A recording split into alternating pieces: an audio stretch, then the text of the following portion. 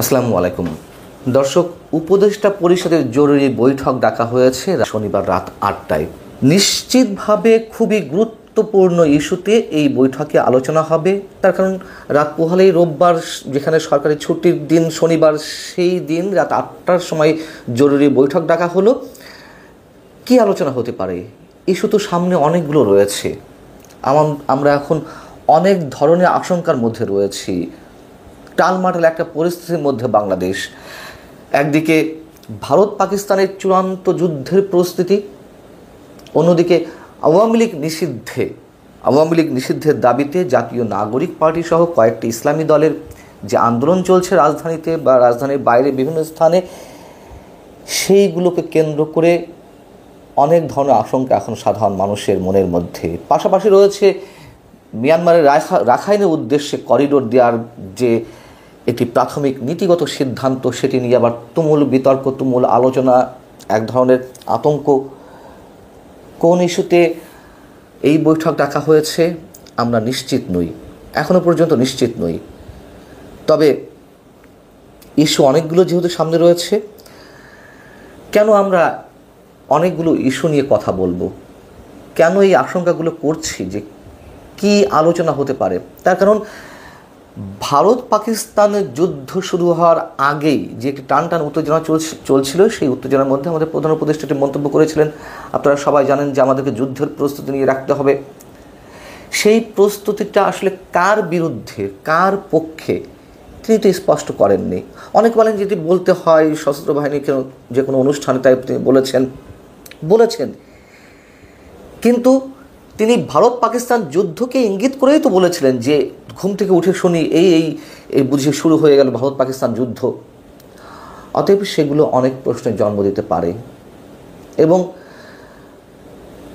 ভারত যে আবার বাংলাদেশ আক্রমণ করতে পারে না, সেই কথাও আমরা একেবারে উড়িয়ে দিতে পারি না। তার কারণ এ ধরনের উস্কানিমূলক বক্তব্য আমাদের সরকারের বিভিন্ন পর্যায়ে দায়িত্বশীল ব্যক্তির পক্ষ থেকেই গেছে।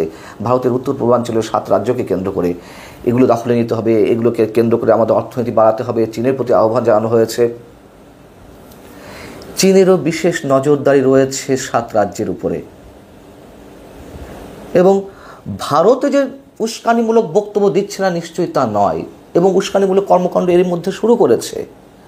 বাংলাদেশ ভারতের বিভিন্ন সীমান্ত দিয়ে বাংলাদেশি দাবি করে এর মধ্যে বেশ শতাধিক ব্যক্তি পুশিং করা হয়েছে।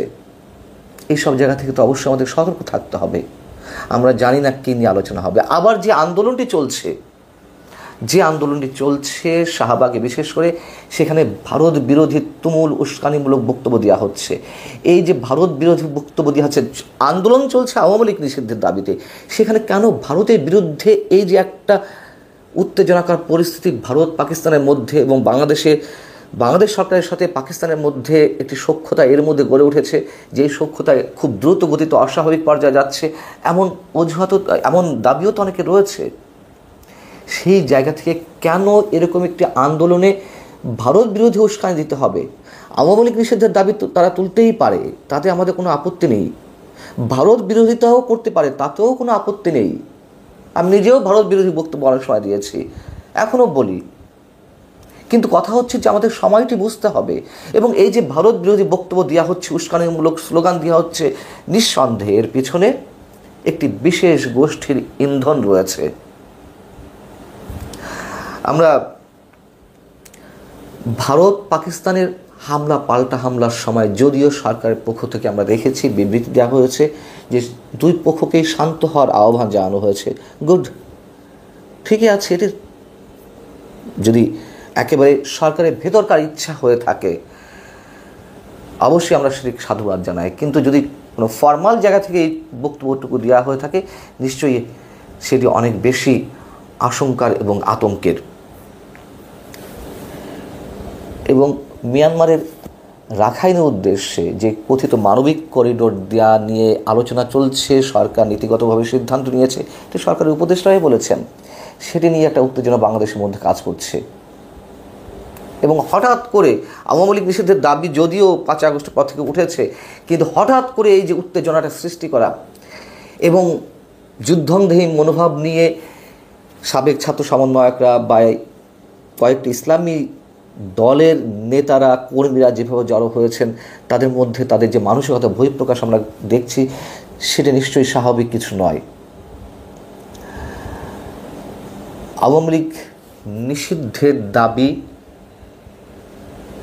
যারা করছেন, তাদের মধ্যে আবার অনেকেই আবার নিজেরাই বলছেন যে এই যে ভারত পাকিস্তানের মধ্যকার যে উত্তেজনাকর অবস্থা, এর মধ্যে এটি আবার নতুন করে সামনে নিয়ে আসার কোনো দরকার ছিল না। অন্তত এই মুহূর্তে নিশ্চয়ই এর পিছনে কোনো উদ্দেশ্য আছে কিনা তারা সেই প্রশ্নও তুলছেন। সরকারের প্রেস উইং থেকে বলা হয়েছিল যে আওয়ামী লীগ নিষিদ্ধের বেলায় বা এ ধরনের কোনো সিদ্ধান্ত গ্রহণের ক্ষেত্রে অবশ্যই সব রাজনৈতিক দলের সঙ্গে আলোচনা করা হবে, কিন্তু উপদেষ্টা পরিষদের বৈঠক ডাকা হয়েছে, সেখানে তো আর কোনো রাজনৈতিক দলের উপস্থিতি আমরা পাচ্ছি না। তাহলে তারা নিজেরাই কি আওয়ামী লীগ নিষিদ্ধ বিষয়ে সিদ্ধান্ত নিতে পারে, আমাদের কোনো আপত্তি নেই। এবং আমি খেয়াল করলাম যে আওয়ামী লীগ নিজেও এই বিষয়ে খুব একটা চিন্তিত নয়। আমার মনে হয় তারা বেশ আরও খোশ মেজাজে আছে। তাদের অফিসিয়াল ফেসবুক পেজ খেয়াল করুন, সেখানে এত বিষয় নিয়ে পোস্ট করা হচ্ছে।